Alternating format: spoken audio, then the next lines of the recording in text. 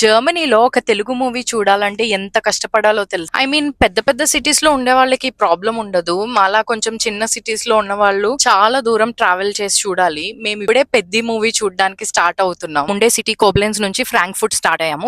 Actually ఈ రోజు public holiday అనమాట. సో నేను హోఫర్ లో బ్రెడ్ తీసుకోవడానికి వెళ్ళినప్పుడు some snacks on the way they actually gave us a free bread. ఈ పబ్లిక్ హాలిడే అని చెప్తూ ఫ్రీ బ్రెడ్ ఇచ్చారు, which is really. Almost theatre reach అయిపోయాము. Really excited for the movie.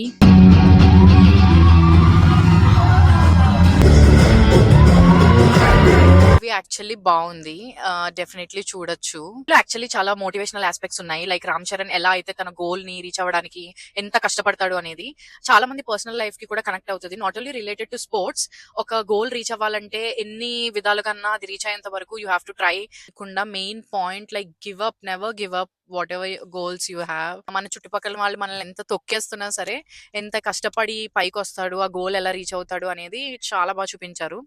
And different different sports aspects చూపించడం కూడా నాకు బాగా నచ్చింది. సో మీరు కూడా ఈ మూవీ చూసుంటే let me know your views, మీకు ఎలా అనిపించిందో.